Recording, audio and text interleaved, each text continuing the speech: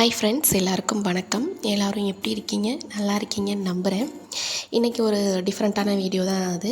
ஒரு cooking video. அது என்னென்னு பார்த்தீங்கன்னா, அந்த ரெசிபி என்னென்னு பார்த்தீங்க அப்படின்னா, நம்ம வந்து பொதுவாக கல்யாணக்கார வீட்டில் சாப்பிடும்போதெல்லாம் வந்து ஒரு ஃபங்க்ஷனில் சாப்பிடும்போது அந்த மாதிரிலாம் பார்த்திங்கன்னா, ஒரு வெஜிடேரியன் எடுத்துக்கிட்டால் வந்து உருளைக்கிழங்கு பட்டாணிலாம் போட்டு ஒரு கிரேவி மாதிரி ஒன்று வைப்பாங்க.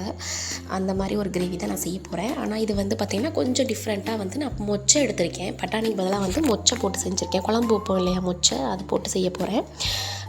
மொச்சையை வந்து முதல் நாளே ஊற வச்சு வச்சுக்கோங்க. இல்லைனா ஒரு 2 hours 4 hours முன்னாடி ஊற வச்சா கூட போதும்.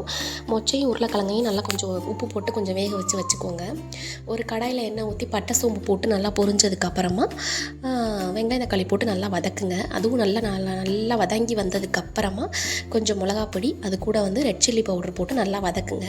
எண்ணெய் பிரிஞ்சு வரும்போது வேக வச்சுருக்க மொச்சை உருளைக்கிழங்கு ரெண்டையும் அதில் போட்டு நல்லா மிக்ஸ் பண்ணுங்கள். நல்லா மிக்ஸ் பண்ணி ஒரு 10 நிமிஷம் விட்டுருங்க. நல்லா அந்த காரம்லாம் இறங்குற வரைக்கும் நல்லா கொதித்து வந்ததுக்கப்புறமா தேங்காய், சோம்பு, வெள்ளைப்பூடு 3ஐயும் வந்து கொஞ்சம் ஃபைன் பேஸ்ட்டாக கொஞ்சமாக அரைச்சி வச்சுக்கோங்க. அதை வந்து லாஸ்ட்டாக இறக்கும் போது ஒரு 5 minutesக்கு முன்னாடி அதை ஊற்றி நல்லா கிண்டிட்டு கொஞ்சம் தண்ணி ஊற்றி நல்லா ஒரு 10 நிமிஷத்துக்கு விட்டுருங்க.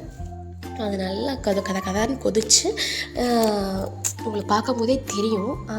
அந்த சமயத்தில் வந்து நம்ம வந்து அடுப்பை ஆஃப் பண்ணிடணும். ரொம்பவே நல்லா இருந்துச்சுங்க. இட்லி, தோசைக்கு, டிஃபன் ஐட்டத்துக்கு நம்ம மிகுந்து சாப்பிடும்போது ரொம்ப நல்லாயிருக்கு. இது சாப்பாட்டுக்கு சாப்பிட்றத விட டிஃபனுக்கு சாப்பிட்றது வந்து ரொம்ப நல்லாயிருக்கு.